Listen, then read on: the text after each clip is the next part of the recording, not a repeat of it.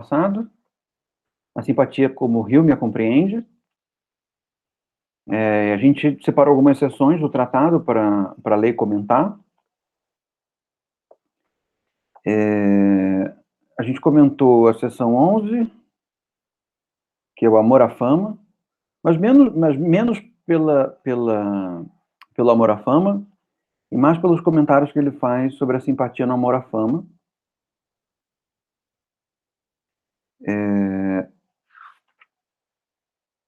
E eu acho que nós comentamos também, no ponto passado, o capítulo mais para frente, que é a seção 9, do livro 2, que é da mistura da benevolência com a raiva, com a compaixão e a malícia. Nós lemos também.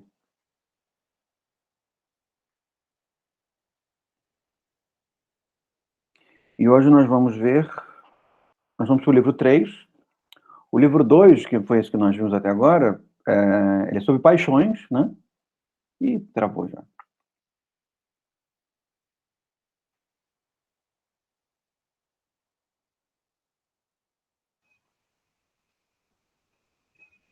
Eu acho que a internet dele caiu. Caiu.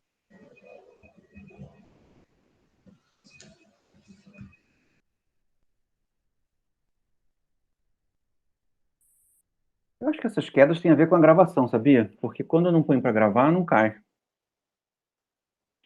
Deixa eu ligar o ventilador aqui só um instantinho, que eu tô ficando com calor.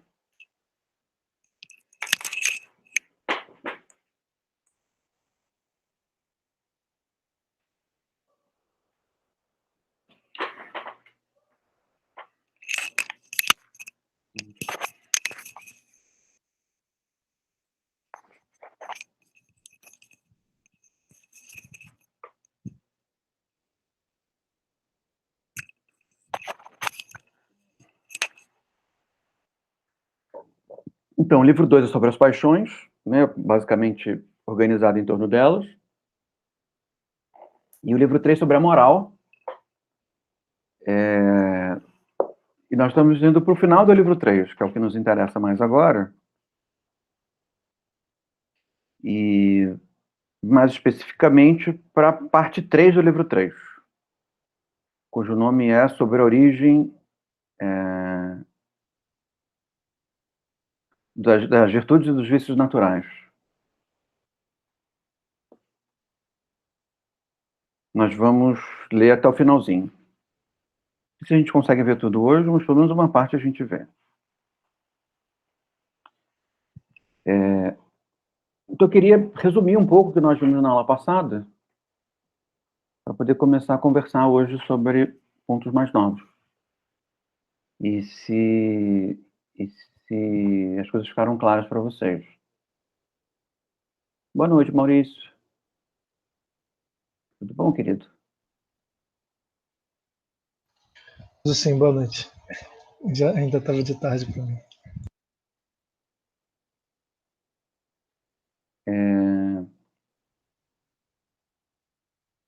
Eu estou achando aqui na edição em língua portuguesa o ponto que a gente está.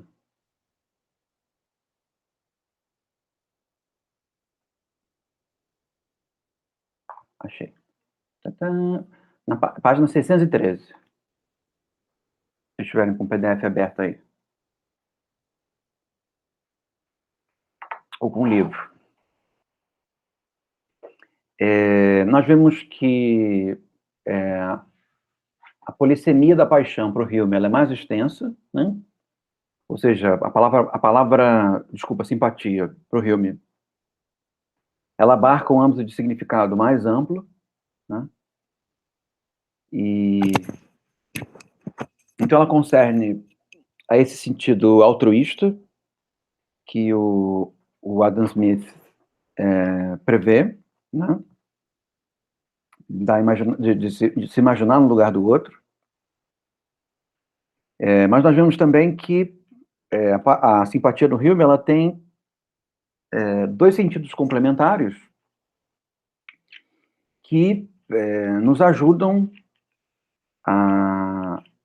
me parece, né, a ter uma concepção mais adequada de simpatia, ou mais útil de simpatia do que a versão do Adam Smith. Mais útil por quê? Porque a versão do Smith ela é tão ampla na sua significação, né? Ele falta significações específicas, que no fim das contas ele não vê determinadas dinâmicas que a simpatia também ocorre, e ao mesmo tempo a simpatia se confunde com o altruísmo, né?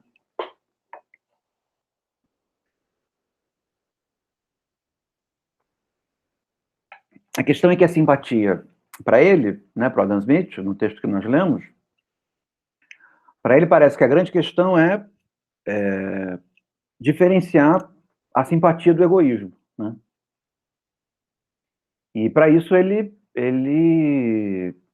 se esforça, né, com todas as unhas de dentes, para manter a semântica da simpatia dentro desse espectro do ato de se imaginar no lugar do outro, né?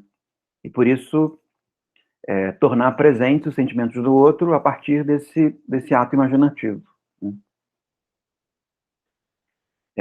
Nós vimos que o sentido do Hume é mais alargado, e isso, a meu ver, permite que o Hume abarque situações mais específicas, ao mesmo tempo em que estabeleça um matiz mais claro sobre o que é simpatia e o que não é simpatia.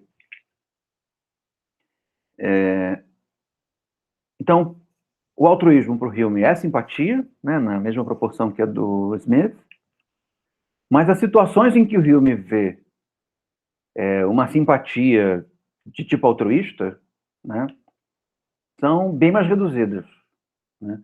É como se ele julgasse que não fosse preciso invocar o conceito de simpatia para explicar certas dinâmicas de altruísmo que são meramente convencionais, como, por exemplo, as dinâmicas relacionadas à etiqueta, por exemplo, né? Parte da etiqueta, né, das regras de conduta, elas derivam de uma certa operação imaginativa, né?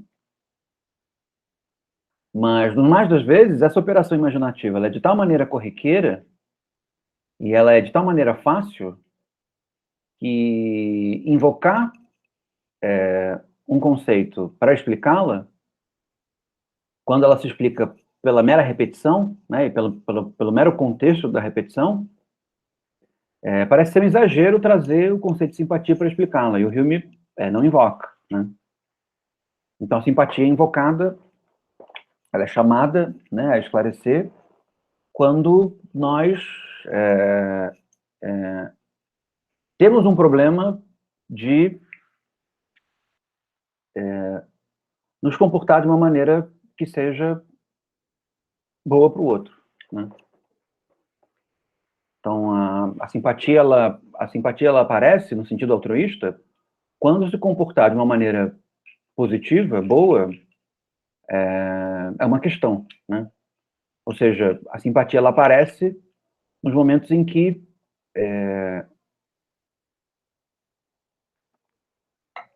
nós nos surpreendemos com o egoísmo.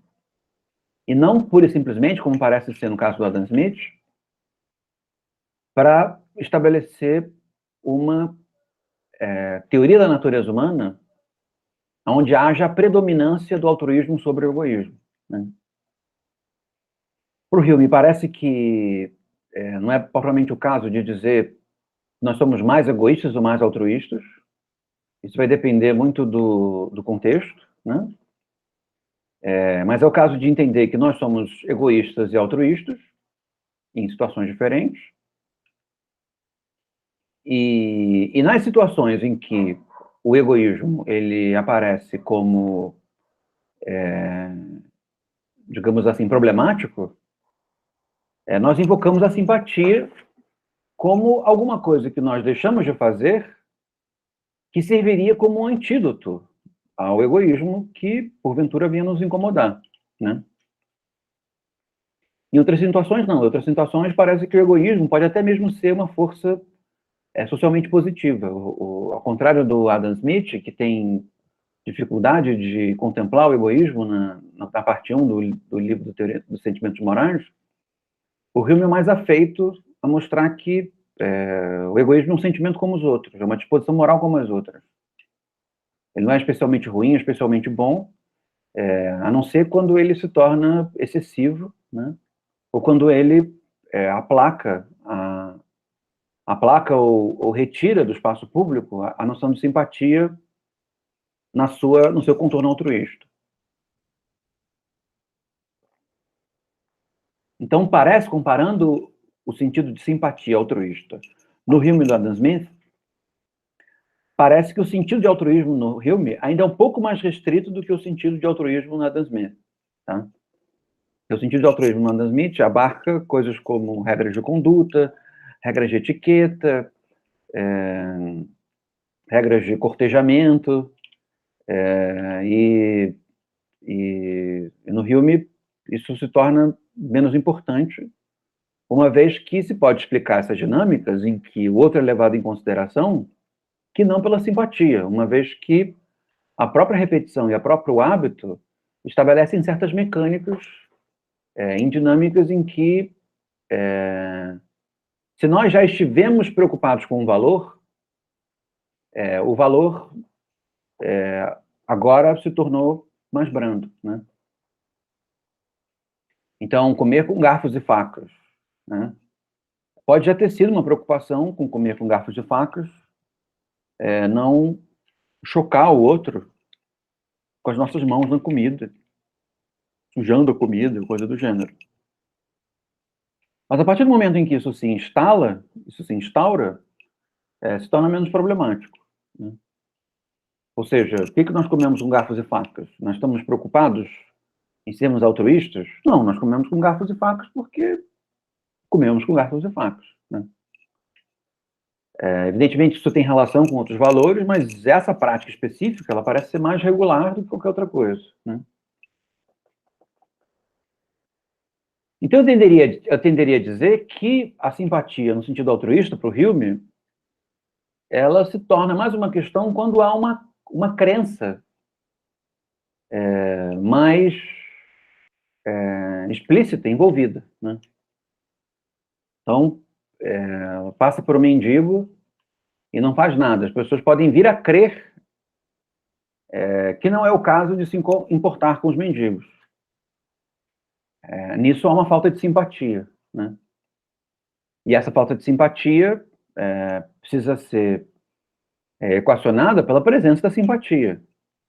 De tal maneira que, quando nós sentimos simpatia pelas pessoas em dificuldade, parece que a nossa relação moral com elas melhora, e nós passamos a nos preocupar com elas, não nos ocupar delas, né? Então, mesmo no sentido altruísta, meio que resumindo o que eu acabei de dizer, me parece que o Hume é mais restritivista, é mais restritivo no que diz respeito ao sentido de simpatia, e isso é bom porque dá especialidade para o conceito, mantendo a sua utilidade, né? Nas outras duas dimensões, Hume utiliza a simpatia de uma maneira muito específica, bastante específica, que é esse sentir próprio, sentir em si algo alheio, né? Não se imaginar na posição do outro, mas sentir como própria a dor de outro sem sequer se imaginar na posição dele. Essa é uma especificidade, né? Não só de amplitude, mas de caracterização do conceito de simpatia no Hume, o que faz com que essa disposição, essa maneira de sentir, possa funcionar até mesmo como uma condição para a moralidade, um fundamento, que é a palavra que eu utilizei na semana passada, quase como um fundamento para a moralidade.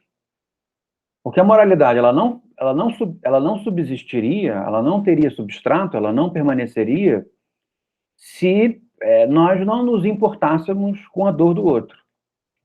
E o ponto é de que a dor do outro, para nós, ela é evidente, né? E ela não é evidente no que diz respeito ao altruísmo, mesmo no seu sentido mais reduzido. Ela nos é evidente alguma coisa que é pré-altruística. Percebem? Nós sentimos que o do outro tem uma dor Porque, ao olharmos para o outro, sentimos que ele tem uma dor. Funciona como uma evidência, não chega nem a ser reflexivo, né? Nós não precisamos crer que o outro tem uma dor para sabermos que o outro tem uma dor, percebe? Isso aparece para nós como uma certeza. Quando vai para o âmbito da crença, que é o âmbito da simpatia altruísta, que no Rio é um pouco mais restrita, mas quando vai para o âmbito da crença, aquilo que era certeza se tornou dúvida. E aí, ao invés da proposição o outro tem uma dor, transforma-se em uma pergunta. O outro tem uma dor? Mas não é a mesma dor sobre a qual nós estamos tratando. Percebem? No caso, é a presença da dor, de maneira geral, e no segundo, é o caso da dor no sentido continuado, né? Poderia até mesmo dizer que, no segundo caso, talvez o que esteja em questão não seja a dor, no sentido imediato, mas seja o sofrimento, num sentido mais complementar, mais arraigado, mais consolidado. Estão aí, gente? Estão me acompanhando? Sim. Tem alguém aí? Tá. Sim. Tá bom. Sim.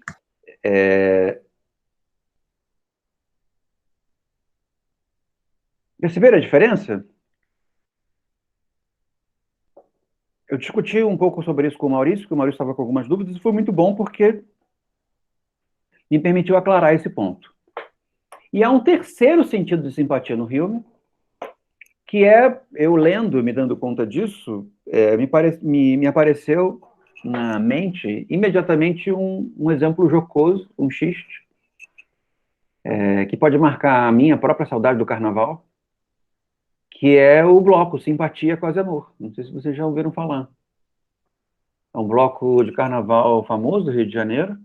Já ouviram falar? Simpatia Quase Amor? Não. Mas um dia, quando você crescer, você vai ouvir, porque é um bloco muito conhecido.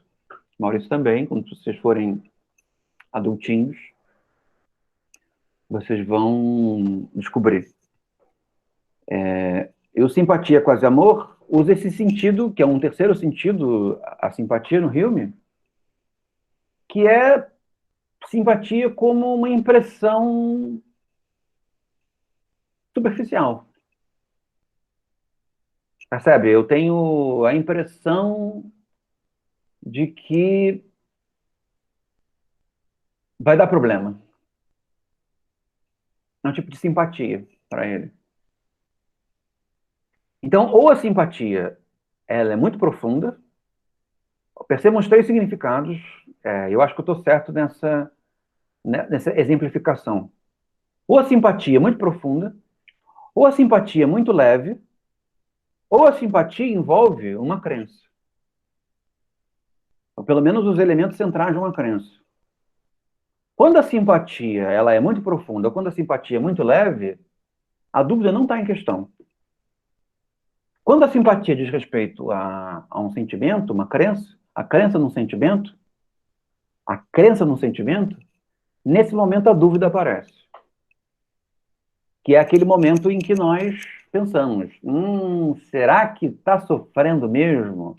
Será que não está dissimulando? E coisa dessa natureza. Na primeira, você olha a pessoa, nossa, simpático, hein? Bonitão, ou bonitona, simpática. Percebe? É uma afetação, que é muito superficial, e não tem por que se duvidar disso, né? Parece que não vai dar jeito, né? Uma percepção simpática. Parece que é muito bom, né? Uma impressão superficial. Não tem dúvida. A primeira, o outro sofre, o outro tem dor. Não tem dúvida. E a crença num sentimento tem dúvida, né? Por mais que se adira a crença num sentimento de que o outro está sofrendo, sempre cabe a possibilidade de dúvida. Ou de que o outro não está manifestando o sofrimento na proporção em que ele se apresenta, ou que o outro não sente, ou que o outro esconde a profundidade, que é mais intenso, ou o outro simula uma profundidade que não tem. Fez sentido para vocês? Aham. Fez sim. Perguntas? Não? No que concerne ao debate que eu tive com o Iago algumas aulas atrás, que é o debate sobre se a concepção de simpatia e moralidade no Adam Smith não estaria diretamente ligada a um modo social coletivo de produção de ressentimento, né? Eu tenderia a crer que ela tá, no Hume ela está diretamente ligada nesse segundo sentido. Qual o segundo sentido? O de crença no sentimento. Então, toda vez, fazendo um enunciado geral, né, podendo estar falando, podendo errar. Mas toda vez em que existe a exigibilidade, que se crê num sentimento, existe a possibilidade de se averiguar esse sentimento. E essa averiguação parece ser um dos modos pelos quais o ressentimento começa a surgir, né? Existe moralidade sem ressentimento? Não. Pelo menos do ponto de vista social, não. Toda moralidade envolve um certo nível de ressentimento. Existem moralidades que admitem o ressentimento e naturalizam o ressentimento. Parece que a do Adam Smith, seguindo a interpretação do Iago, ela é muito mais disponível a isso, né? Parece que há até mesmo uma certa glamorização do ressentimento, né? No Hume, o juízo de valor é mais reduzido, né? Ele não está valorizando ou não valorizando. O que ele valoriza por outras razões, né? Nós vamos ver mais sobre isso na aula de hoje. Mas o âmbito em que a simpatia ela envolve ressentimento é justamente o âmbito da dúvida, né? Então, será que a esposa é tão fiel quanto ela aparenta ser? Percebe? Aparece um nível de ressentimento. Será que ele é um cristão? Pareceu o Maurício, já dá o exemplo. Será que ele é um cristão tão piedoso quanto ele diz ser? Percebe? Começa a nascer a desconfiança. Da desconfiança nasce o ressentimento. Ah, ele só é tão bem sucedido porque ele nos engana. Na verdade, ele não é piedoso como aparenta ser.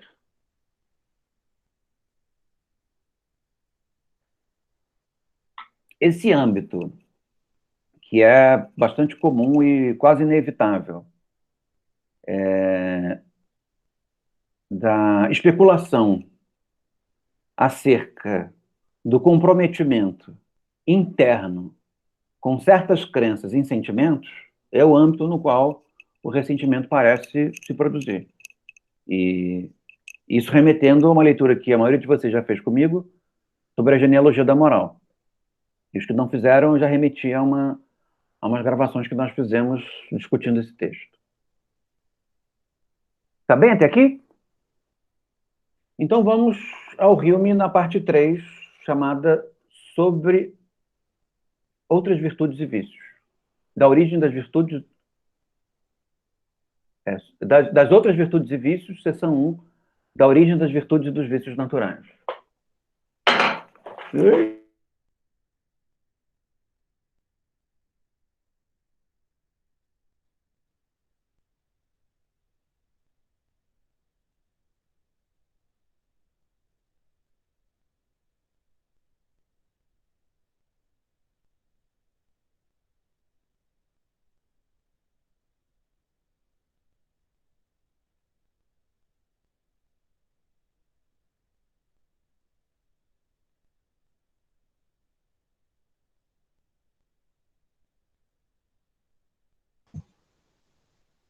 Eu acho que ele caiu.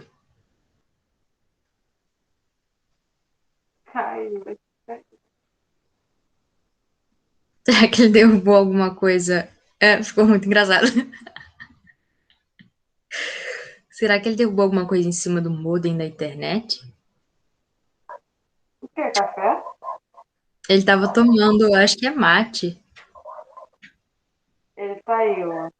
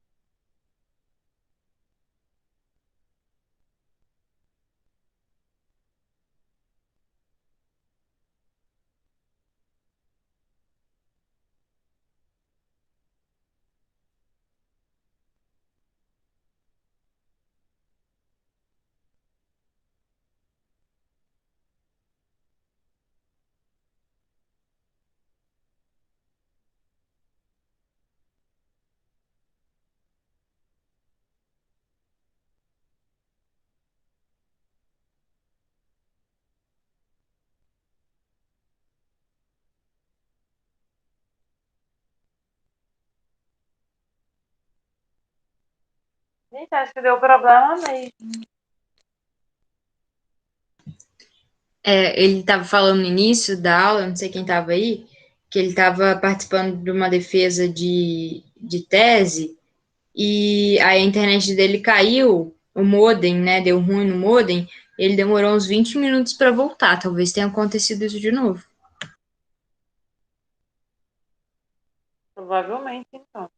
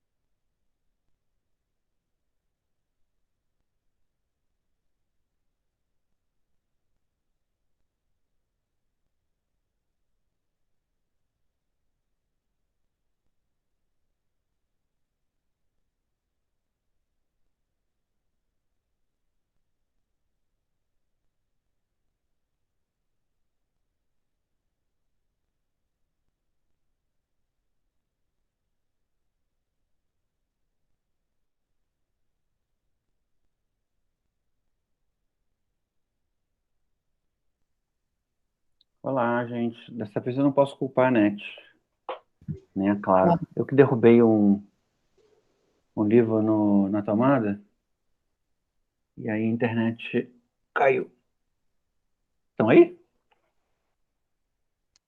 Sim.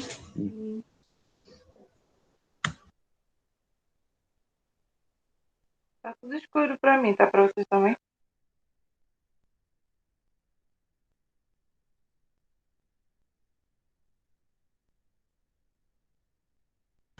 Tá parecendo que ele caiu de novo.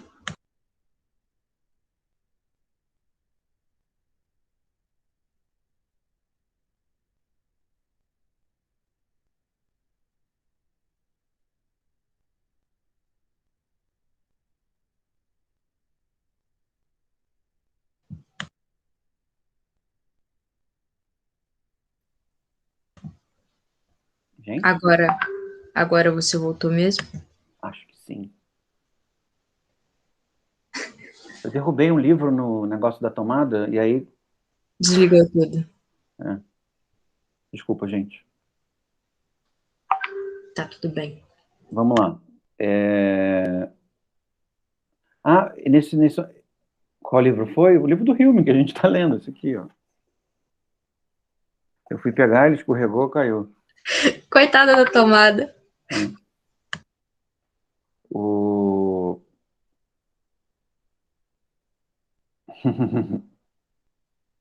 Tadinho dele.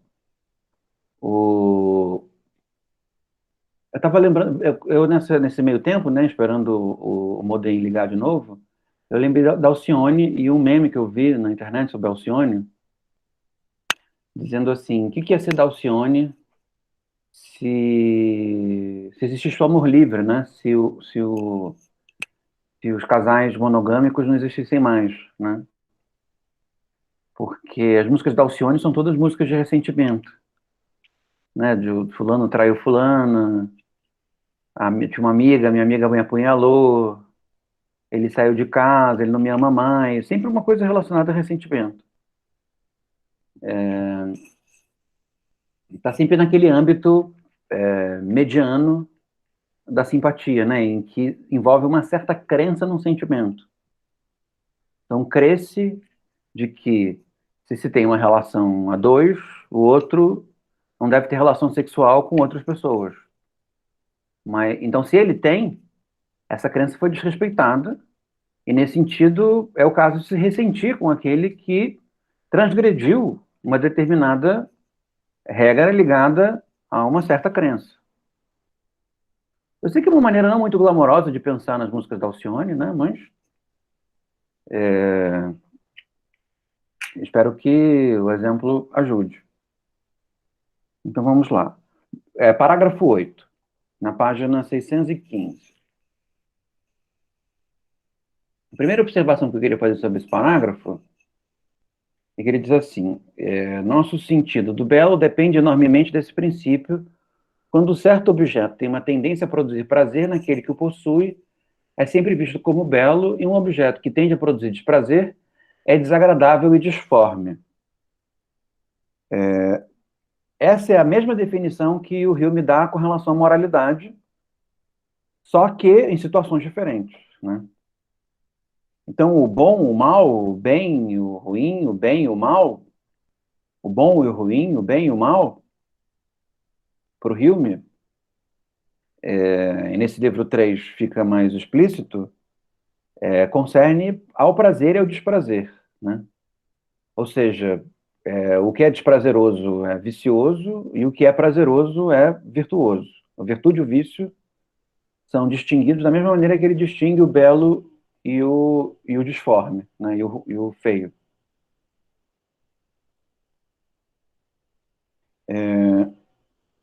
Aí daqui, essa separação, essa distinção, ela recaia sobre situações diferentes, objetos diferentes, né?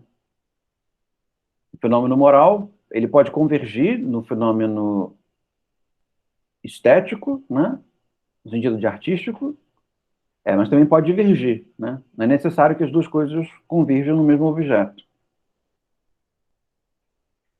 E aí, no mesmo parágrafo, ele diz assim: ora, o prazer de um estranho,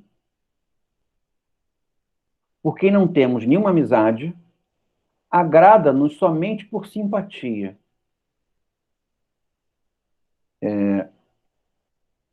De que simpatia trata-se aqui, né? Não se trata da mediana, da que tem um sentido de altruísmo, e me parece que ela oscila entre as duas, entre a primeira e a terceira, a superficial e a profunda, né? E, ao mesmo tempo, esse pequeno trechinho é interessante porque ele coloca em questão uma operação da simpatia que é bastante curiosa, que é uma certa imprevisibilidade, né? Evidentemente que essa imprevisibilidade tem que ser conjugada com uma previsibilidade, né? Nós sentimos mais simpatia pelo que é próximo do que pelo que é distante. Isso o Hume classifica muito bem e ele parece estar certo nessa direção. De que é mais fácil simpatia pelo que nos é próximo. Aquilo com que, se vocês lembram bem, na discussão da aula passada, da segunda-feira, nós temos um número grande de relações. Então, sentir simpatia pelo filho, pelo amigo, pelo colega, oi, Dai, pelo vizinho, é mais fácil, é mais comum, porque o número de relações é alto, do que sentir simpatia por alguém que você nunca viu na vida, né? Ou alguém que é muito diferente de você. Não absolutamente diferente, a ponto de causar esse maravilhamento pela diferença, mas com um certo grau de diferença e de distância, que cai numa certa indiferença.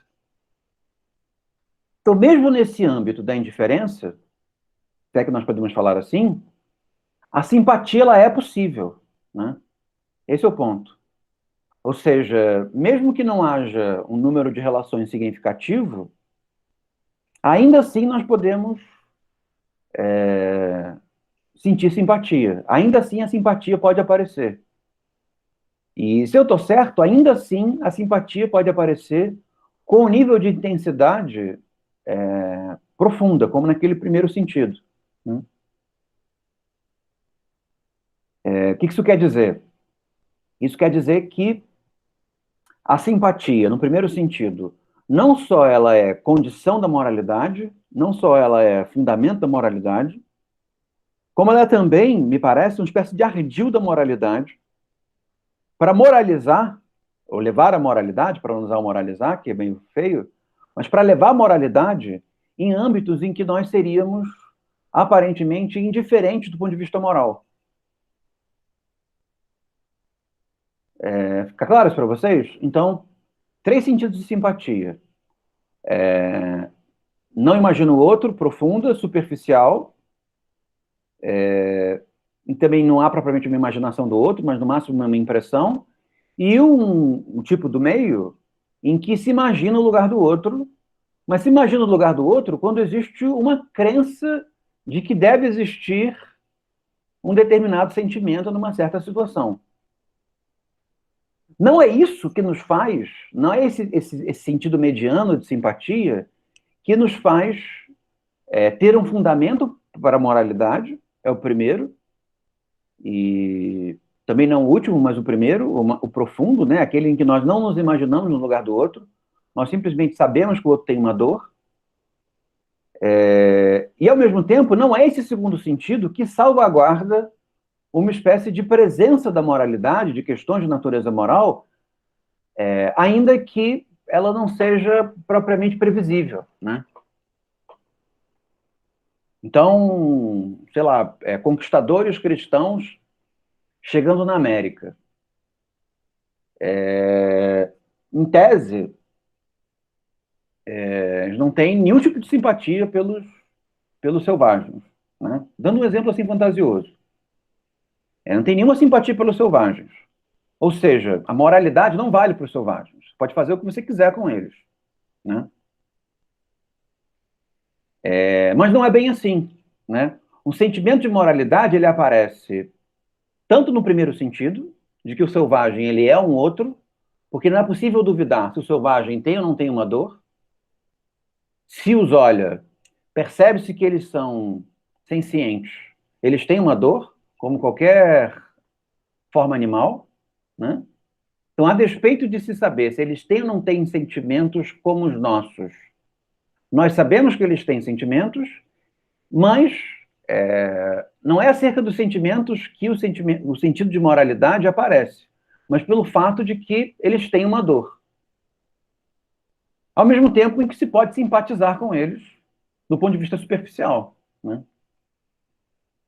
Então, mesmo que não haja um número de relações, que é aquilo que traria uma obrigatoriedade da presença da simpatia, esse elemento imprevisível da simpatia também aparece e pode significar nós sentirmos a dor do outro, até mesmo especulando, no âmbito da dúvida, sobre que tipo de sentimentos eles poderiam vir a ter, né? Que percebem, se existe certeza de que o outro sente, existe uma certeza de que os sentimentos dos outros, de que isso que os outros sentem, se transformarão em sentimentos, né? Então, mesmo que nós possamos duvidar dos sentimentos que esses outros possam vir a ter, se eles são sentimentos nos quais nós queremos ou não cremos, nós não duvidamos da presença de sentimentos. Ou seja, existe um efeito alastrador da evidência de que o outro tem uma dor, né? Um certo efeito alastrador que rebate sobre os sentimentos, ainda que esses sentimentos possam ser passíveis de dúvida. E aí, como nós avaliaríamos esses sentimentos? Perguntando, ou sentindo e perguntando, se eles são prazerosos ou desprazerosos. Se eles são desprazerosos ou prazerosos no outro, ou se eles são prazerosos ou desprazerosos quando nós nos imaginamos no lugar do outro. O que, no fim das contas, demanda um certo número de relações. Então, pode até mesmo ser compreensível que os colonizadores ignorem os sentimentos dos selvagens, porque o número de relações é baixo e eles não conseguem se colocar no lugar do outro. Não conseguem se imaginar no lugar do outro. Mas não é defensável que os colonizadores sejam completamente indiferentes à dor do outro. O que significa que, quando o colonizador mata o selvagem, ele sente que é um ato imoral, percebe? Porque é provocar dor em uma existência, independentemente dela ser humana ou não, sentimental ou não, uma existência que sente dor. Faz sentido para vocês? E esse modo de lidar com essa dualidade moral e imoral, como vocês viram no começo desse parágrafo 8, é a mesma forma pela qual ele julga a diferença entre o belo e o feio, entre o belo e o disforme. É pelo prazer e pelo desprazer.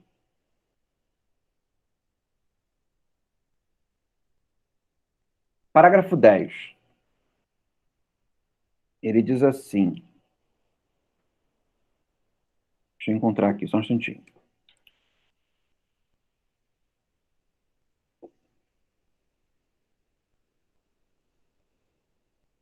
Está na página da edição brasileira 617.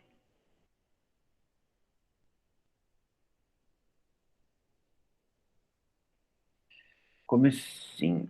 Vemos, assim, que a simpatia é um princípio muito poderoso na natureza humana, que influencia enormemente o nosso gosto do belo e que produz nosso sentimento da moralidade em todas as virtudes artificiais.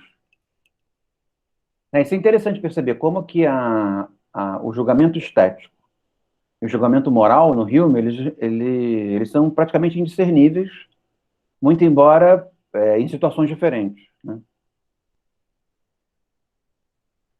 Baseando-nos nisso, podemos supor que é ela também que dá origem a muitas das outras virtudes, e que certas qualidades obtêm nossa aprovação em virtude de sua tendência para promover o bem da humanidade. Percebe? O que nos é prazeroso, o que é prazeroso para o outro, produz o bem da humanidade. Isso não quer dizer que um comportamento hedonista não possa produzir o mal da humanidade, né?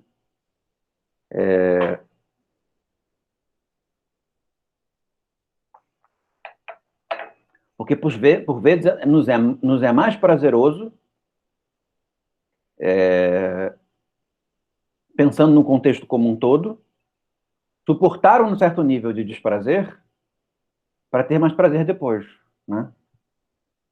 Isso é absolutamente pleiteável na lógica do prazer e do desprazer. Então, sei lá, você quer ter férias tranquilas.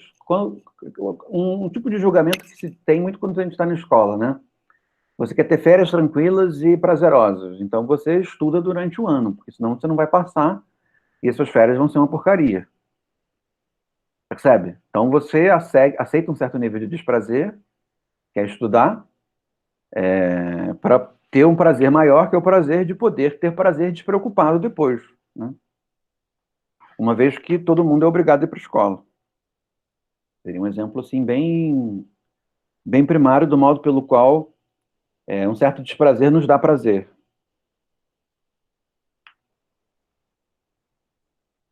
Ao mesmo tempo, a própria obtenção do prazer concerne a um certo aprofundamento do prazer, e o aprofundamento do prazer concerne a atrasá-lo, né, num certo sentido, né? Então, você lê um livro muito fácil e bobo, o prazer é menor do que um livro mais difícil, mais extenso e mais complexo, né? Você se dedique mais tempo a ele. Percebem? Nesse sentido, você vai ter um prazer que demora mais para acontecer, entretanto, ele vai ser muito mais profundo.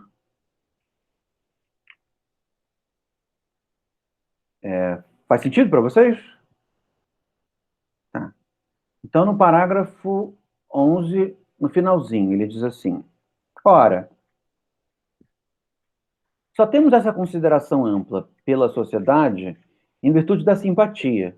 Consequentemente, é esse princípio que nos leva a sair de nós mesmos. Interessante, né? Como que a simpatia, no sentido da dor do outro, não no sentido imaginativo, da crença no sentimento, mas a simpatia no sentido da dor do outro, ou a simpatia no sentido de dor do outro, ela envolve uma espécie de uma leve esquizofrenia, por assim dizer, se nós fôssemos abordá-la nessa direção, que envolve nós sentirmos algo que não é nosso, né? E a normalidade, por assim dizer, a saúde, envolve em nós termos uma clara diferença entre quem somos nós e quem são os outros, né? Mas a moralidade não. A moralidade, ela envolve um certo nível de ultrapassamento da individualidade, né? Então, o fundamento da moralidade envolve a nós sairmos de nós mesmos. Nós não vamos por um outro, mas nós saímos de nós mesmos, percebe? Para que nós saiamos de nós mesmos e comecemos a habitar um outro, envolve já o sentido de simpatia, que concerne aquele altruísmo que diz respeito à crença na necessidade de um certo sentimento, da presença de um certo sentimento.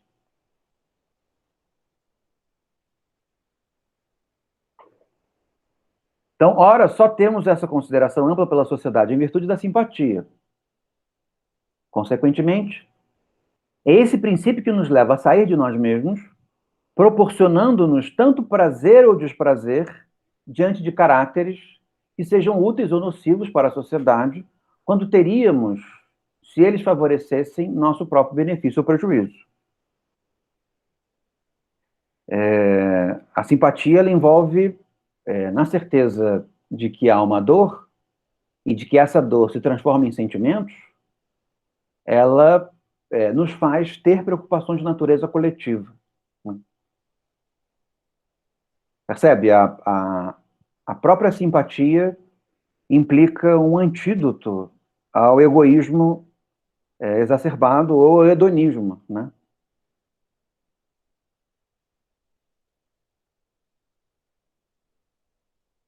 Parágrafo 12. Ele diz assim, no finalzinho dele.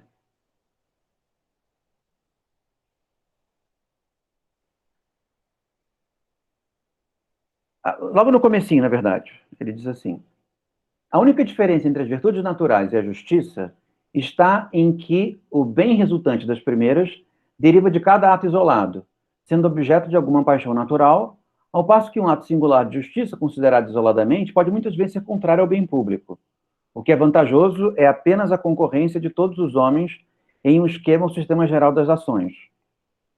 Essa distinção é importante porque ele faz a diferença entre justiças artificiais, entre virtudes artificiais e virtudes naturais. Tá? Virtudes artificiais são aquelas que só fazem sentido num certo contexto. Como a justiça. Né? Para ele, a justiça só faz sentido em certos contextos. Virtudes naturais, não. Virtudes naturais estão sempre conosco, seja lá o contexto que nós estivermos. A simpatia é uma virtude natural.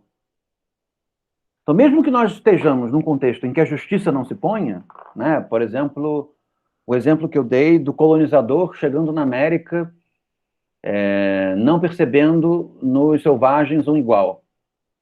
Mesmo nesse contexto, a simpatia aparece.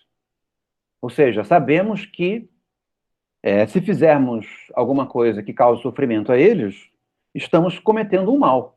Né? Nós podemos tentar aplacar essa nossa sensação de estar cometendo um mal por uma explicação metafísica mais ampla. Né? Por exemplo, eles têm almas perdidas, eles são pecadores. Nós precisamos fazer um mal para eles em função de um bem, que é salvar a alma deles. Mas essa forma, digamos assim, metafísica de explicar por que o mal que nós cometemos não é um mal, não tira de nós a sensação de que está sendo cometido um mal. Né?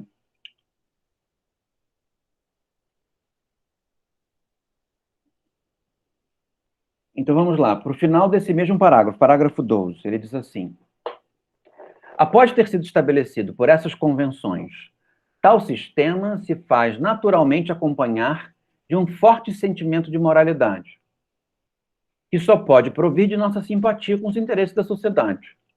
Não precisamos de outra explicação para compreender esse apreço que acompanha as virtudes naturais que tendem a promover o bem público. Não sei se vocês concordam, mas para mim, o interesse na sociedade conjuga os dois sentidos da polissemia, os dois sentidos da polissemia da simpatia.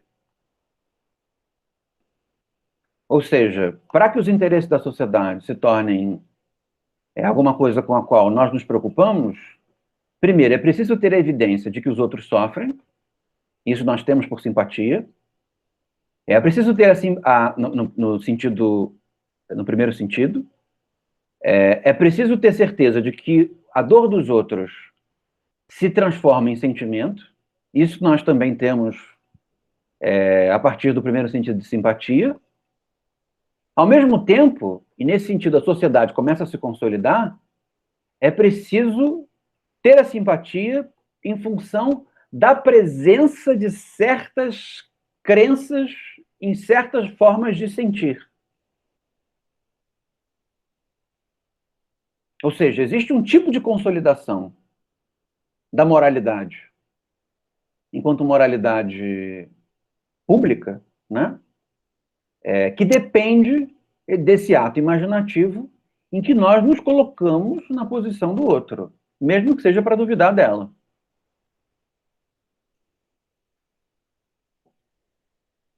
Ou seja, as preocupações com a sociedade como um todo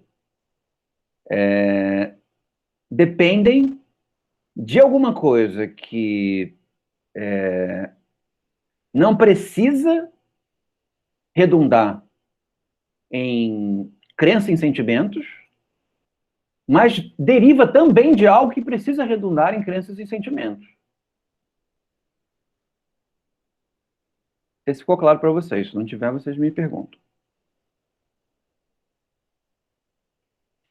Parágrafo 13. Ele diz assim: é certo que a imaginação é mais afeita pelo particular que pelo geral. E é sempre mais difícil estimular os sentimentos quando seus objetos são, em certa medida, vagos e indeterminados.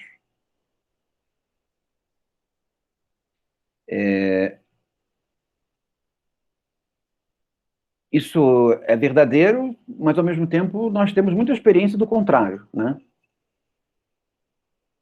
O que significa isso? Que o primeiro sentido de simpatia está diretamente ligado a isso, né? É uma certa dor. Se há uma certa dor, existe dor fora de mim.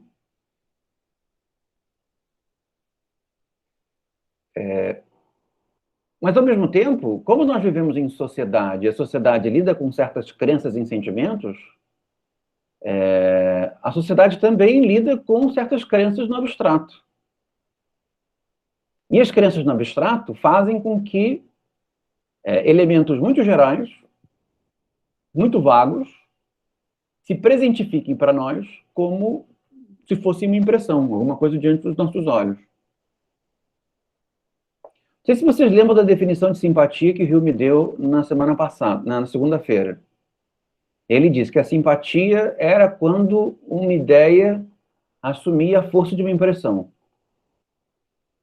No fim das contas, essa também é quase a definição de uma crença, né?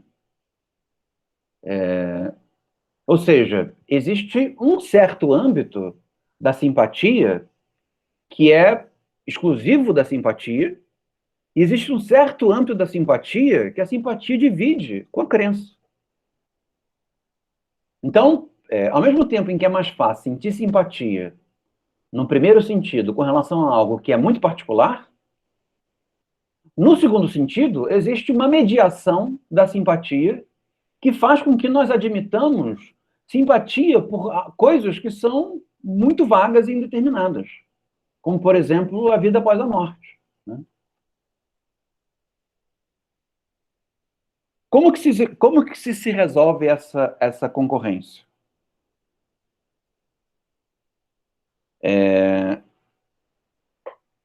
A sociedade a resolve pela perspectiva do poder, né?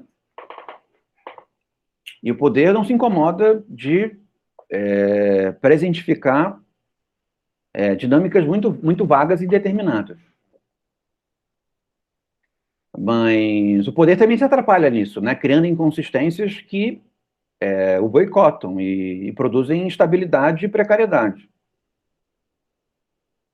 Então, a prudência, né? Se a prudência é uma virtude que nós precisamos invocar para lidar com assuntos de natureza pública, a prudência ela nos levaria a crer que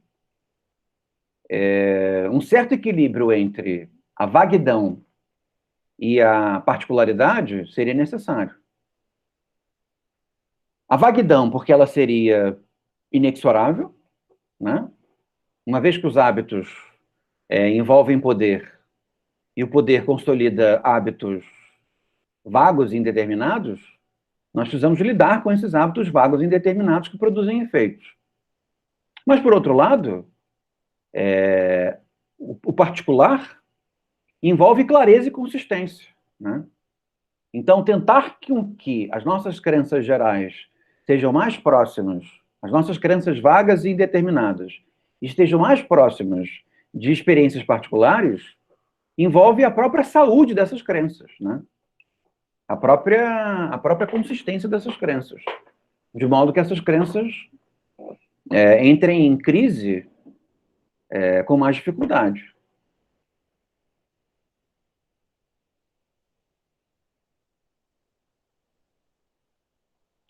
Parágrafo 14.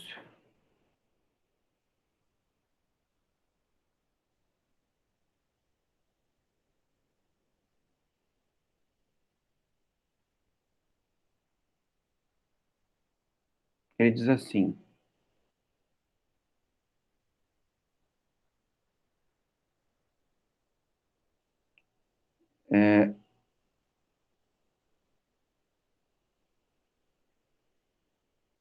deixa eu ler o parágrafo mais amplamente, que está me parecendo meio confuso. Antes de seguir adiante, devo observar a esse respeito duas circunstâncias dignas de nota que poderiam ser vistas como objeções ao presente sistema. A presente explica-se do seguinte modo: quando uma qualidade ou caráter tem uma tendência a promover o bem da humanidade, ela nos agrada e por isso a aprovamos, uma vez que apresenta a ideia vívida de prazer que nos afeta por simpatia e é, em si mesma, uma espécie de prazer. Mas como essa simpatia é muito variável, pode-se pensar que em nossos sentimentos morais tende a admitir as mesmas variações. Simpatizamos mais com as pessoas que estão próximas a nós que com as pessoas que estão distantes. Isso a gente já sabe. Simpatizamos mais com nossos conhecidos que com estranhos, mais com nossos conterrâneos que com estrangeiros. Mas apesar dessas variações de nossa simpatia, damos a mesma aprovação às mesmas qualidades morais, seja na China, seja na Inglaterra. Essas qualidades parecem igualmente virtuosas e inspiram o mesmo apreço em um espectador judicioso. Nossa estima, portanto, não procede da simpatia.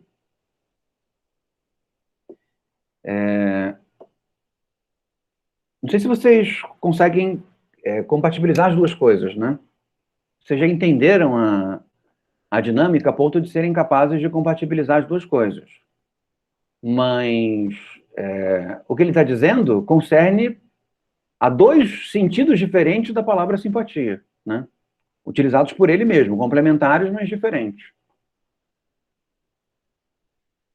Então, nós simpatizamos quando temos um número grande de relações, e essa simpatia concerne a uma simpatia com relação à crença num sentimento, que essa simpatia com um certo altruísmo, um certo grau de altruísmo. Mas a segunda envolve a simpatia no primeiro sentido, em que, porque há a presença de um sofrimento que nos é alheio, nós apreciamos uma certa naturalidade com que essa evidência se transforma em sentimentos morais. Mesmo que nós não aprovemos propriamente quais sentimentos morais estão em questão, né? E os sentimentos morais que são parecidos com os nossos sentimentos morais, novamente, nós aprovamos, e aí não por simpatia, mas meramente por comparação. Percebe? Nós aqui gostamos de mate gelado. Aí você chegou na Austrália, mate leão gelado. Chamate gelado. Aí você chegou na Austrália e eles também tomam chamate gelado.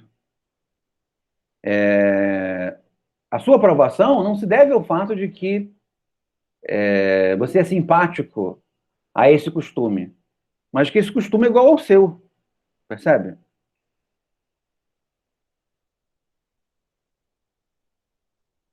Então, comparativamente, você se sente bem quando as pessoas fazem a mesma coisa que você.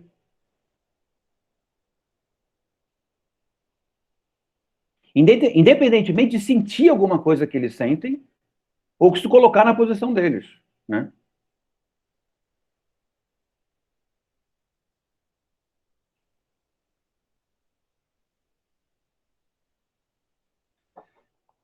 Vamos continuar.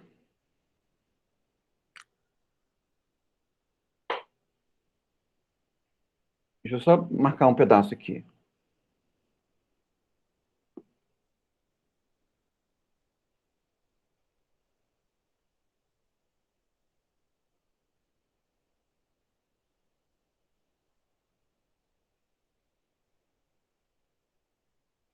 Parágrafo 15.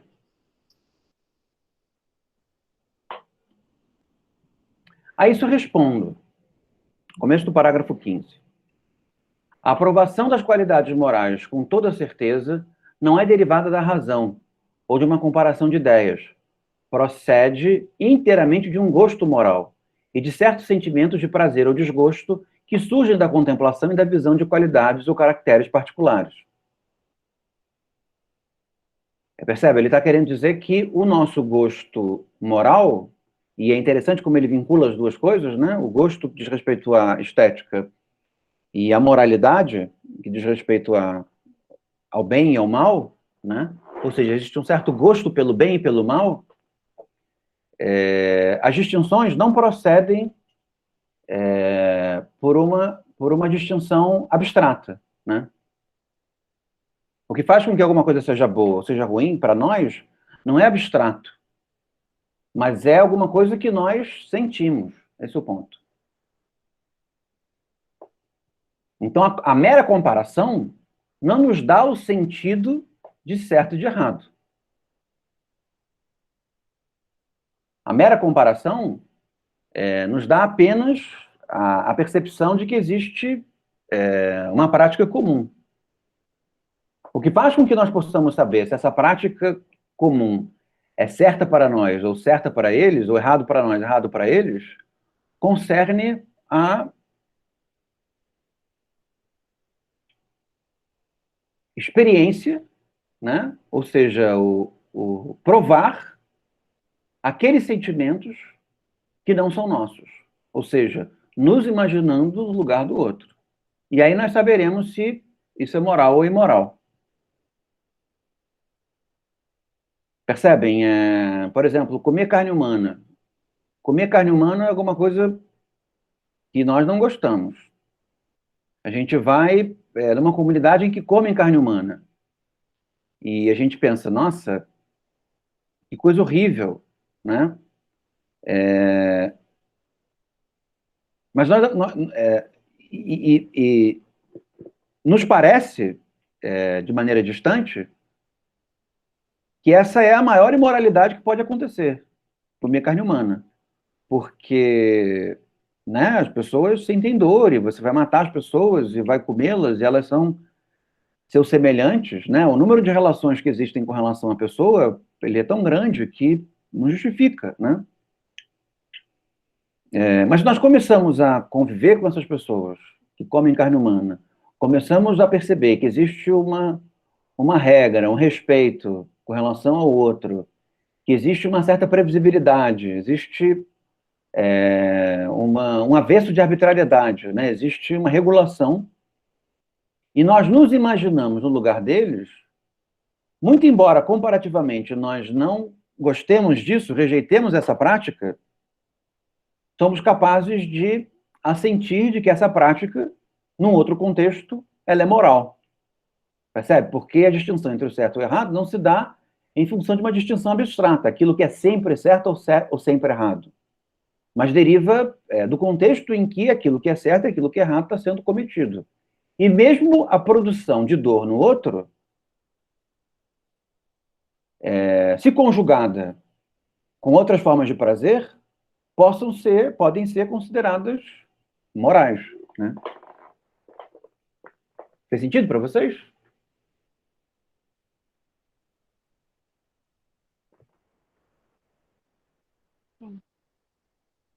Então, num primeiro momento, quando nós vemos alguém comendo carne humana, nós sentimos simpatia pela pessoa que foi comida, né? Porque ela sofreu, né? Ela sentiu dor para ser morta. E no segundo sentido, sentimos simpatia, mas no sentido negativo, com o fato dela estar sendo comida, né? Porque isso desrespeita crenças em certos sentimentos que nós julgamos que sempre devem estar presentes, né? Ou seja, também no sentido altruísta, acerca das crenças em determinados conteúdos, nós cremos que aquilo não pode acontecer. Ou seja, se não há aquele sentimento, esse sentimento tem que existir. Dentro dessas duas manifestações de simpatia, existe uma existem duas que nos afastam, né? O que faz com que uma certa dinâmica da simpatia nos impeça de estabelecer um juízo moral sobre algo que nos é muito distante. Porque nós nos imaginamos no lugar do outro, mas nós não nos imaginamos corretamente, porque nós não conhecemos a circunstância do outro. Daí, para isso, nós teremos que conhecer a circunstância do outro, para que nós sejamos capazes de nos imaginar no lugar dele, segundo aqueles ritos, aquelas regras, e possamos fazer com que a nossa simpatia, no primeiro sentido, que é o mero reconhecimento de que há dor que não é nossa, possa ser corrigido. Porque a evidência de que há dor que não é nossa, nos faria a não aceitar o consumo de carne humana por outros povos. Mas em sendo capaz de nos imaginar na posição do outro, tendo um certo nível de compreensão da crença dos outros, mesmo que não seja nosso, nós conseguimos nos afastar desse primeiro sentido de simpatia e ser corrigido por um sentido de simpatia ligado à imaginação, né? À contextualização imaginativa. E aí, nesse sentido, somos capazes de produzir um juízo segundo o qual isso é moral para nós, mas moral para eles. Percebem? Ao mesmo tempo que eles poderiam ter uma prática semelhante à nossa, né, digamos assim, fenomenologicamente semelhante à nossa. Eles não comem carne humana, mas não comer carne humana significa para eles a maior demonstração de desprezo que pode existir. Estou fabulando aqui um povo fantasioso. Estou fantasiando aqui um povo, né? Em que não comer carne humana é a maior manifestação de desprezo que pode existir. E aí existe uma prática que se assemelha à nossa, mas os sentimentos não são os mesmos. Percebe? E aí nós podemos dizer até que, comparativamente, essa prática nos parece moral. Mas quando nos imaginamos no contexto do outro, percebemos que essa prática, mesmo entre eles, é imoral. Ou seja, eles habitualizam um tipo de moralidade que nós, de certa maneira, não aceitamos. Nós aceitamos a prática externa, a fenomenológica, mas não aceitamos a justificativa, né? Isso é interessante, porque é como se a moralidade, na maneira como Hume a descreve, ela tivesse uma capacidade de circunstancialização não relativista, né? Porque o prazer e a dor não são relativos, eles são contextualizáveis, mas não são relativos, né? Prazer e dor é prazer e dor. Então é possível compreender a cultura dos outros, o mundo dos outros, nos imaginando no lugar deles, mas também é possível julgar os outros a partir do fato de que a moralidade, muito embora ela seja capaz de se contextualizar, existem práticas que, nem mesmo contextualizando, se tornam admissíveis, né? Percebem? Então isso é interessante, como que a moralidade, ao mesmo tempo que ela não é abstrata, ao mesmo tempo que ela é concreta e detalhista, né, circunstanciada, ela também tem elementos que não são relativizadores. Ou seja, ela permite julgar o certo ou o errado, mesmo em contextos que não sejam os nossos, em função do fato de que nós somos capazes de perceber como aqueles valores funcionam para os outros.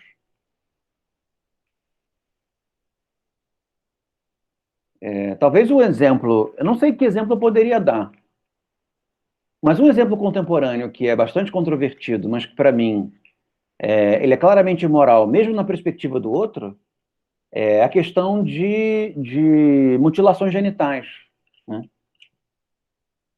As mutilações genitais peremptórias, né, obrigatórias,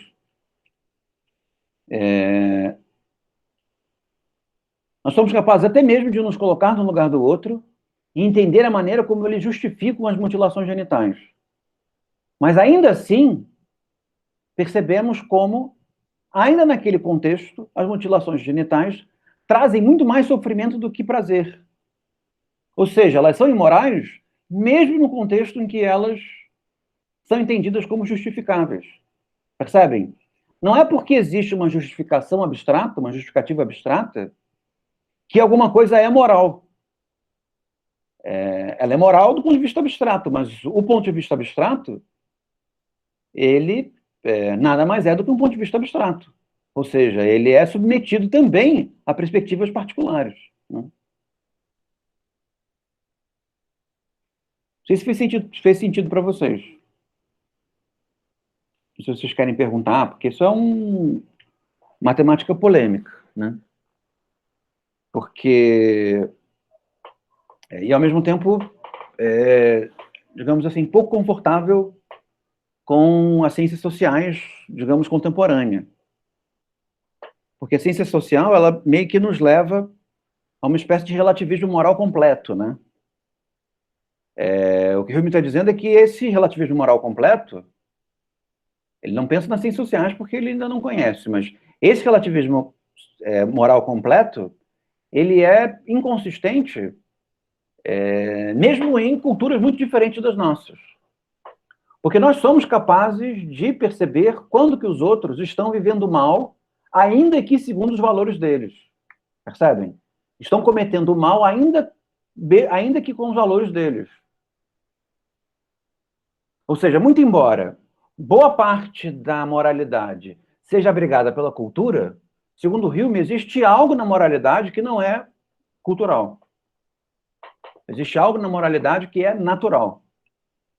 E nesse sentido, muito embora possa se expressar de maneiras diferentes, permite que nós recalibremos a nossa imaginação a ponto de perceber os efeitos morais ou imorais em dinâmicas muito diferentes das nossas, né? Ou perceber a imoralidade de dinâmicas que são parecidas com as nossas, mas que na verdade não são, porque têm sentidos diferentes. Deixa eu ver. Eu queria muito ver esse debate entre o Hume e algum antropólogo, mas cronologicamente impossível. É um debate que acontece, né? Em outras vias, mas digamos que aqueles contra os quais os antropólogos argumentam não possuem argumentos tão bons quanto os argumentos do Hume, né? Via de regra, eles argumentam contra uma espécie de colonialismo cultural, né? Uma espécie de imposição cultural de valores exógenos, né? E é claro que a imposição cultural de valores exógenos ela é incorreta, né? Avaliar os outros pelos valores que não são deles é incorreto. O Hume perceberia isso do ponto de vista da moralidade, né? De que, no fim, existe uma espécie de arbitrariedade que está sendo cometida. Mas o que ele julga é que é possível avaliar os valores dos outros, se imaginando no lugar dos outros, ou seja, como se você fosse um outro, que não você mesmo. Claro que não de maneira absoluta, mas com um certo grau de precisão. E, ao mesmo tempo, julgar se algo é moral ou imoral segundo os valores que não são seus. Percebem? Num outro contexto que não é seu. De tal maneira que, se imaginando como uma mulher num contexto em que há mutilação genital, há razões para crer que, naquele contexto, muitas pessoas considerem aquela mutilação imoral, mesmo que por valores, mesmo naqueles valores, percebem? Não é porque é uma prática que é em si imoral. Não é porque é uma prática, não é porque é um hábito que é em si moral. Esse é o ponto. De tal maneira que aquilo só aparece como moral, mas é imoral, porque existe uma justificativa abstrata que traz consigo a inconsistência justamente por ser abstrato, né? É interessante porque esse argumento só funciona se você considerar a dor e o prazer como não relativos. Exatamente. A dor e o prazer não são relativos, a dor e o prazer são naturais. Isso não quer dizer que não possam haver níveis de ambivalência e não quer dizer que não possam existir doses de dor para produzir uma quantidade maior de prazer, né? É possível uma troca e uma promiscuidade entre as duas. Mas dependendo da quantidade de dor, não há troca possível, não há prazer possível no acúmulo de dor, né? Então, qual é o prazer? Qual é o prazer da mutilação genital? No máximo, é o prazer masculino de exercer dominação sobre uma sociedade onde as mulheres não têm sequer autonomia sobre o próprio corpo. Percebe? E esse prazer desmedido, não estou com isso julgando se não podem existir sociedades onde o patriarcalismo é correto e moral, porque isso pode. Mas parece que, mesmo em sociedades em que se consegue considerar o patriarcalismo moral, como a nossa, por exemplo, eles têm limites para o patriarcalismo. Limites naturais para o patriarcalismo, com a intensidade de dor que ele é capaz de provocar, que não são relativos. Então, na argumentação do Hume, o prazer e a dor são sempre de caráter físico. Já que não são relativos, não. O prazer e a dor, eles são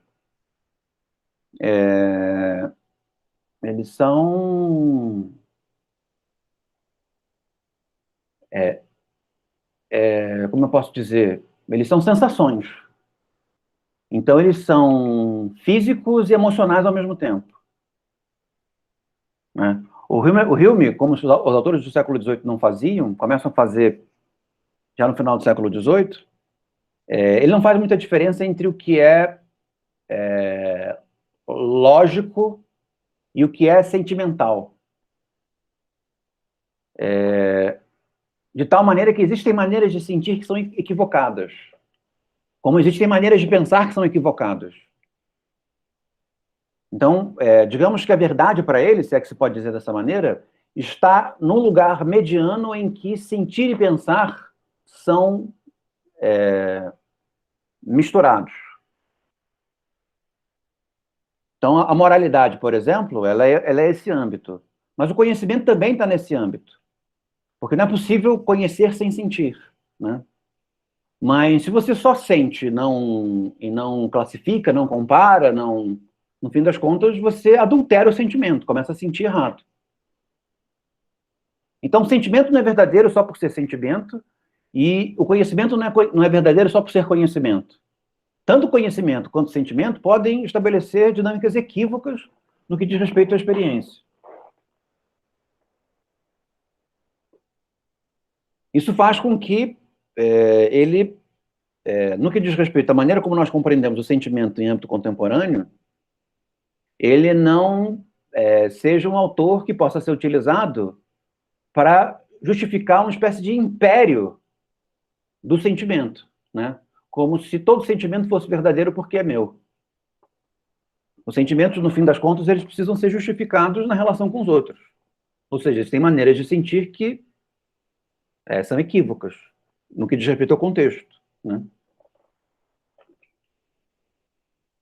Então, sei lá, eu chego aqui e a Dai me dá bom dia. Eu fico ofendido e me magoo.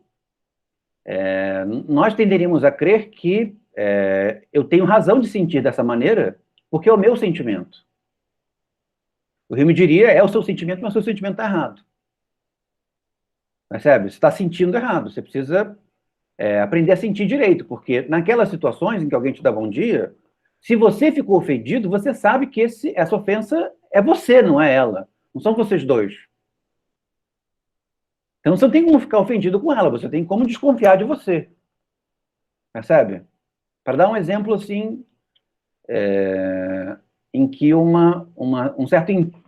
um um certo imperialismo do sentimento subjetivo e individual poderiam ser defendidos, né?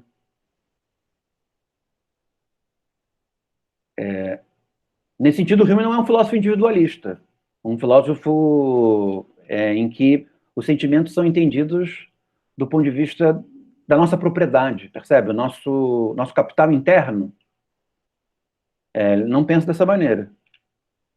Sentimentos, eles são sociais, eles nos atravessam. Isso não quer dizer que nós não possamos ter sentimentos que os outros não têm, mas quando nós convocamos uma autoridade com relação a esses sentimentos, essa autoridade é injustificada.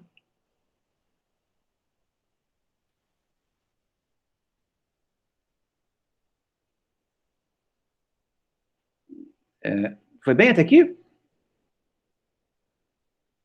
Então vamos para o parágrafo seguinte. Parágrafo 15. Não, acho que eu já li esse. Parágrafo 16.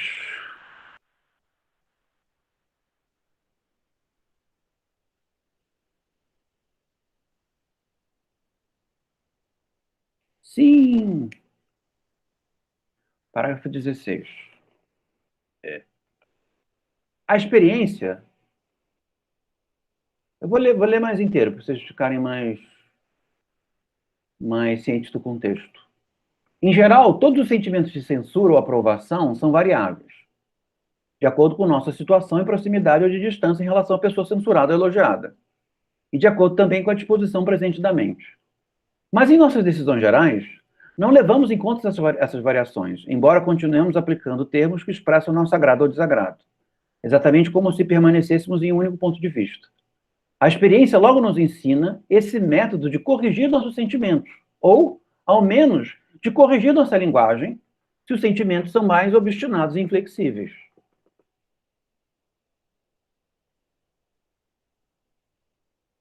Nossa! Tratado da Natureza Humana, livro 3, parte 3, página 622. Mais específico que isso, impossível. Vamos lá. Finalzinho do parágrafo, ele diz assim: correções como essa são comuns para todos os sentidos. Na verdade, seria impossível fazer uso da linguagem ou comunicar nossos sentimentos uns aos outros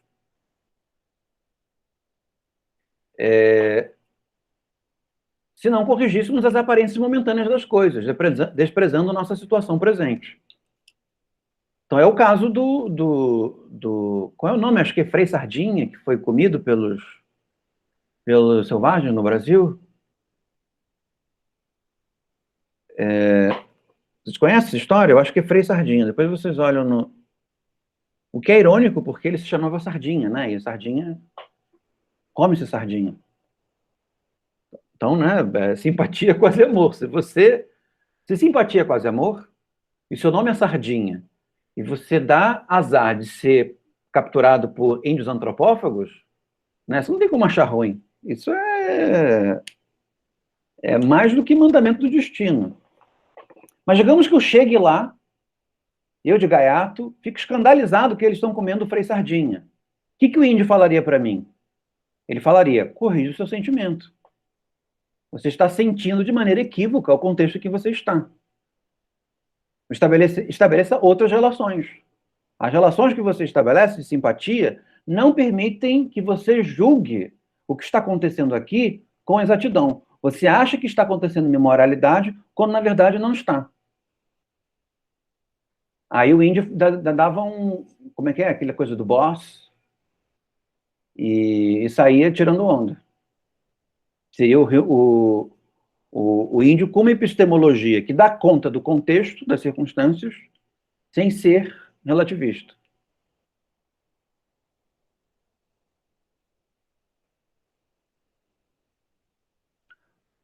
Parágrafo 17.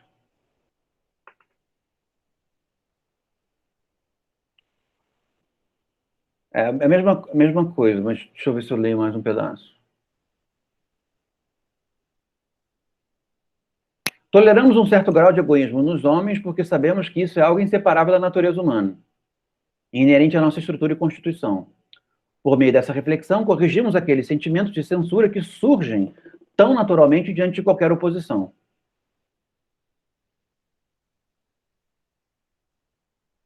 Né, o ponto não é dizer que nós não somos egoístas, e também não é dizer que de que o altruísmo seja superior ao egoísmo. Só quer dizer que o egoísmo não é uma característica predominante, ou uma característica única. Ou seja, existe uma mistura de egoísmo e altruísmo em nós. Então, quando acontece alguma coisa egoísta, né, não tem muito... Claro que depende do contexto, da maneira como se sente naquele contexto, mas isso não causa assombro, né?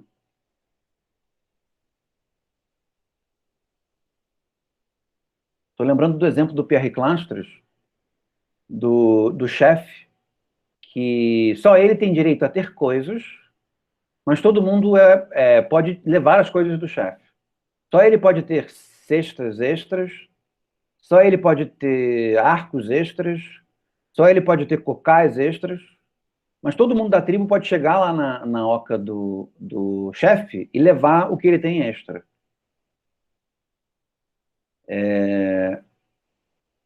Só não podem levar o último, né? Porque o último é dele. Então, se o chefe diz, gente, só sobrou o meu arco, deixa ele aí, tira a mão. Percebe? Não há razão para ficar estupefacto, né? Ele quer o dele, porque ele tem direito ao dele. Não é como o nosso, porque nós não deixaríamos que ninguém levasse nem o nosso excedente, né? Mas é uma maneira pela qual o egoísmo poderia se manifestar.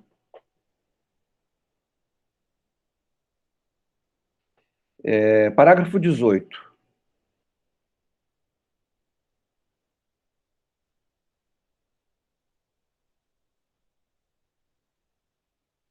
Não, parágrafo 17, desculpa. Eu já li? Toleramos um certo grau de egoísmo. Parágrafo 18 agora.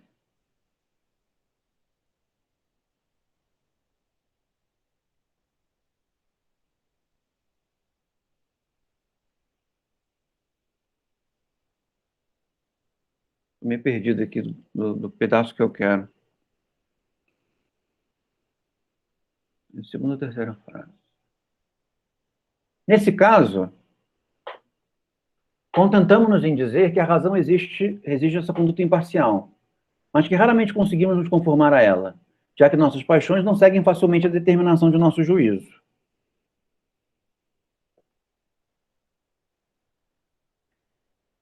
Nós podemos até mesmo, no que diz respeito a uma situação, dizer o que seria mais racional no que diz respeito a ela. Mas isso não quer dizer nada. O fato dela ser racional não quer dizer que nós consideramos que seja certo, né?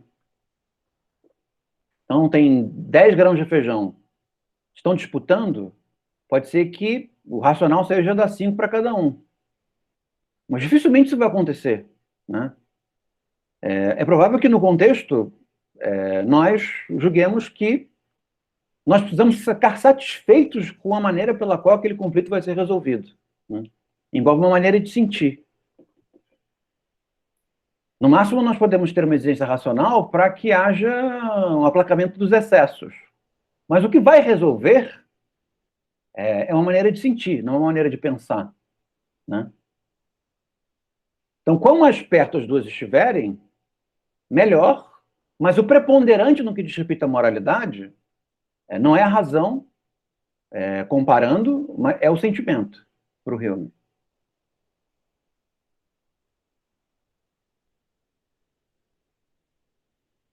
E por que ele diz isso? Porque a razão, ela pode até mesmo perceber o que é o melhor, mas ela não se move na direção do melhor. É isso que o Hume pensa. Ou do pior. Quem se move são sentimentos. Quem nos tiram da inércia são sentimentos. Então, no fim das contas, quem resolve a moralidade ou a imoralidade de uma situação são sentimentos. Que tentam se regular, num certo sentido, pelo que ele consegue julgar racionalmente. Mas, nesse caso, há uma preponderância para ele, que é uma preponderância do sentir sobre o julgamento racional.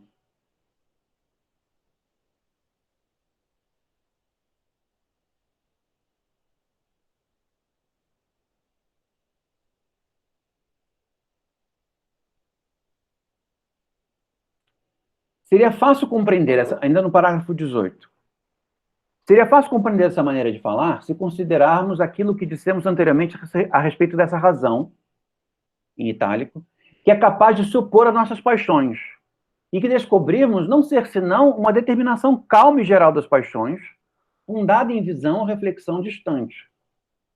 Então, o que ele está querendo dizer é que boa parte daquilo que nós achamos que é racional nada mais é do que um sentimento mais comedido, né? Então, a pessoa roubou seu namorado. Você quer dar um soco nela. Aí você diz, não. Só chega na cara dela e fala umas verdades. Vai embora. Parece que é racional, é razoável comparativamente, mas, na verdade, só é um sentimento mais comedido. Quando o nosso juízo sobre as pessoas se baseia unicamente na tendência de seu caráter a beneficiar a nós ou a nossos amigos, a sociedade e o convívio social contradizem a tal ponto nossos sentimentos, e as incessantes mudanças de nossa situação produzem em nós uma tal incerteza que buscamos algum critério para o mérito e o demérito que não admita tanta variação. Eu fico pensando assim, uma criança que é muito mimada, né? E toda situação em que os pais veem a criança, a coisa se resolve a favor da criança, né? O que vai acontecer com essa criança? Ela sente errado, né? Vai chegar um momento, ou ela vai se apartar do mundo, porque ela não vai ser capaz de suportar os sentimentos do mundo, que são diferentes dos sentimentos dela, os sentimentos que os pais ensinaram, que sempre as beneficia, né? Ou ela vai ter que arrumar um critério melhor do que aquele que ela está acostumada, né? Segundo o qual ela está sempre certa, né? De uma pessoa, ou ela é uma pessoa muito poderosa, ou é o Donald Trump, né? Mas mesmo ele, né, que é acostumado a estar sempre certo, há situações em que se diz, olha, perdeu a eleição, acabou, perdeu, e aí? Você sente que venceu, mas perdeu. O que você vai fazer? Mesmo ele, ou ele se abdica do mundo, se esconde numa caverna, não lida mais com ninguém, e fica vivendo no mundo onde ele venceu, e aquele sentimento é verdadeiro, ou ele arruma um critério que lhe seja exterior. Eu sempre sinto que ganhei, mas às vezes eu caso de perguntar para fulano se eu ganhei mesmo. E se eu não ganhei, eu vou ter que ser obrigado a ir embora da Casa Branca. Nesse caso, quem serve de critério para ele acho que é a Fox News, né? Quando a Fox News diz que eu perdi, por mais que eu sinta que eu ganhei, na verdade eu perdi. Que é um canal ultraconservador nos Estados Unidos.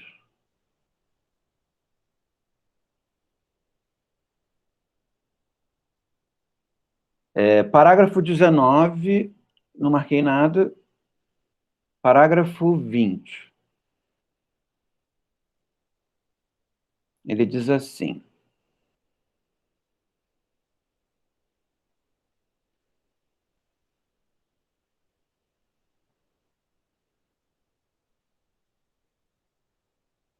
a imaginação tem um conjunto próprio de ações de que dependem em grande medida dos nossos sentimentos do belo.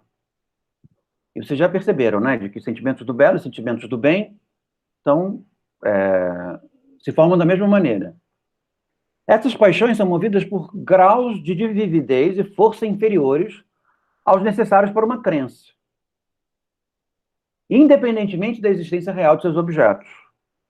Quando um caráter, sob todos os aspectos, é apropriado para beneficiar a sociedade, a imaginação passa facilmente da causa ao efeito, sem considerar que ainda faltam algumas circunstâncias para tornar completa a causa. As regras gerais criam uma espécie de probabilidade que influencia às vezes o juízo e sempre a imaginação.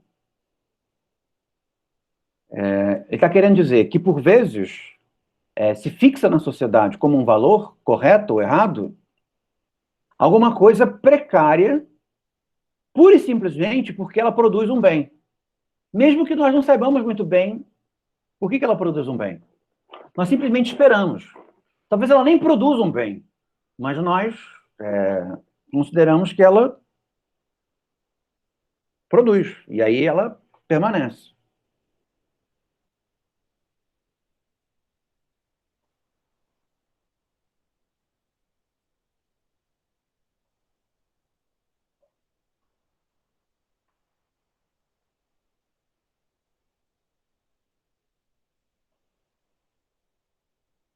Continuando.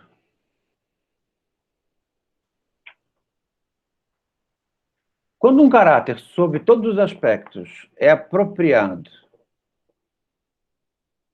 para beneficiar a sociedade, a imaginação... isso eu já li, né? Então, parágrafo 21. As paixões nem sempre seguem nossas correções, mas essas correções são suficientes para regular nossas emoções abstratas, sendo as únicas levadas em conta quando nos pronunciamos, em geral, a respeito dos graus de vício e virtude. É isso que ele não conhece o Brasil do século XXI, né?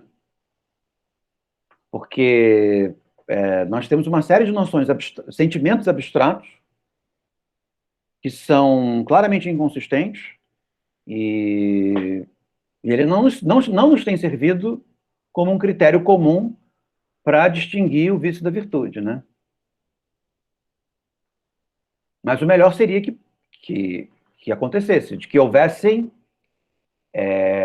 maneiras de sentir que funcionassem de critérios públicos, porque existe um assentimento comum com relação a elas, e os nossos sentimentos se regulassem a partir deles, né? De tal maneira que nós abdicássemos no momento em que nós sentíssemos que estamos nos desviando muito, ou em outros momentos nos percebêssemos, digamos assim, abrigados, porque sentimos de uma maneira que é confluente com aquela que é melhor para a vida comum. A ideia de ter uma crença comum que é ruim para todo mundo, ou seja, ela faz mal do ponto de vista geral, do ponto de vista particular, e mesmo assim ela é considerada uma crença boa, que é alguma coisa que nós temos passado hoje em dia, é um absurdo, né? E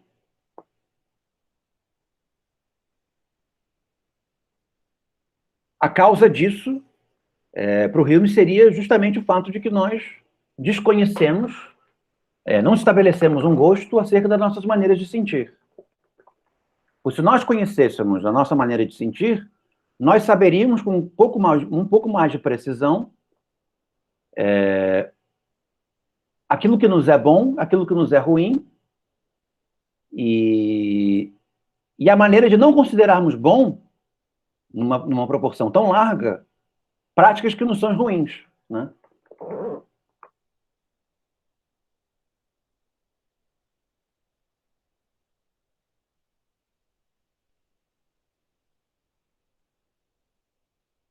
Parágrafo 23. Os sentimentos têm de tocar o coração para controlar as nossas paixões, mas não precisam ir além da imaginação para influenciar o gosto. Percebe? Nós não precisamos sentir para sabermos do que se trata, nós precisamos apenas nos imaginar no lugar do outro para saber do que se trata. Então eu não preciso comer carne humana para saber que pode ser considerada boa em determinado contexto. Basta me imaginar no lugar daquele que come carne humana em determinado contexto.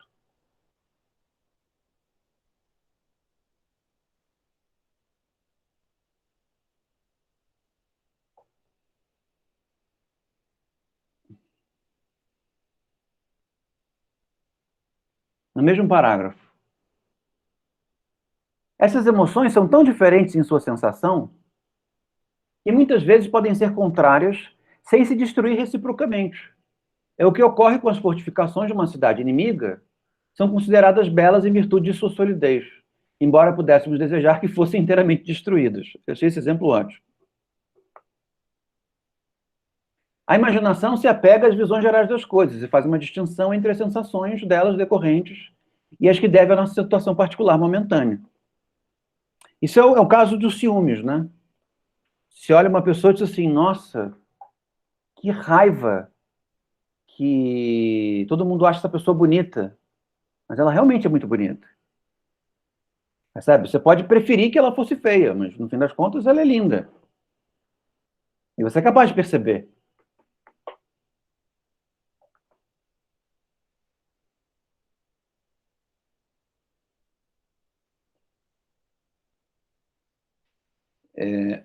Página 20. Não, parágrafo 20, a gente já viu, né? Página 23. Parágrafo 23. Vamos para o parágrafo 25.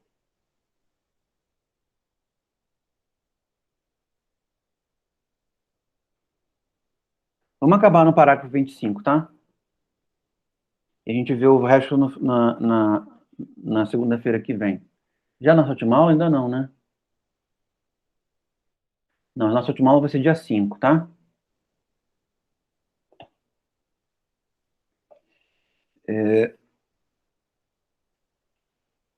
Parágrafo 25.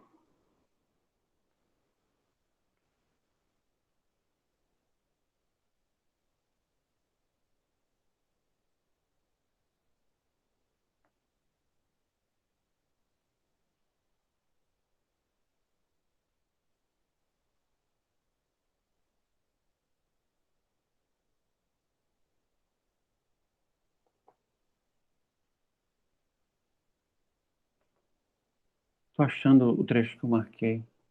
Eu vou ler aqui e vou achando, tá? Nesse caso, as qualidades que me agradam são todas consideradas úteis à pessoa, e como uma tendência a promover seu interesse e satisfação. São vistas apenas como meios para um fim, e me agradam segundo sua adequação para esse fim. O fim, portanto, tem de ser agradável para mim. Mas o que torna o fim agradável?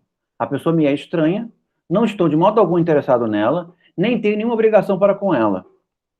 Sua felicidade não me concerne mais que a de qualquer ser humano, e aliás, que a de qualquer criatura sensível, ou seja, só me afeta por simpatia. Em virtude desse princípio, sempre que descubro alguma coisa que possa causar sua felicidade e lhe fazer um bem, ou que seja efeito destes, entro tão profundamente nessa felicidade que experimento uma sensível emoção. A presença de qualidades que têm uma tendência a promovê-la exerce um efeito agradável em minha imaginação e inspira meu amor e apreço. Esse é um exemplo desse elemento imprevisível da simpatia, né? Muito embora a simpatia ela aconteça em circunstâncias em que há muitas relações, ela também pode acontecer pura e simplesmente pelo reconhecimento de que o outro, de que existe sentimento, existe dor ou prazer fora de mim, né? Então, sei lá, você vê uma pessoa num dia quente de Rio de Janeiro tomando um sorvete, uma felicidade danada. Você não sabe quem é, nunca viu mais gorda, como dizem, não tá nem aí para ela, mas você vê que ela tá imensamente feliz e você sente o quê? Com inveja, porque você queria um sorvete também. Pode ser. Isso é uma maneira de ter simpatia, mas também você pode sentir feliz porque ela está feliz. Perceberam o elemento imprevisível? Né? Tá bom até aqui, gente? Então tá. Então terminem de ler. Nós estamos no capítulo, na seção 1, vai até a seção 5.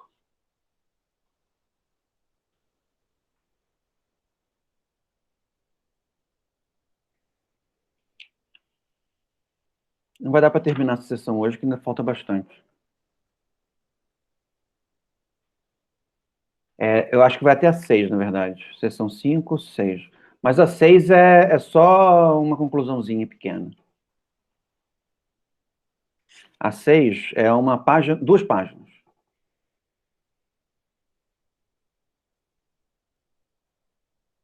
Querem perguntar alguma coisa? Então tá. Na semana que vem vocês perguntam, se vocês tiverem coisas para perguntar.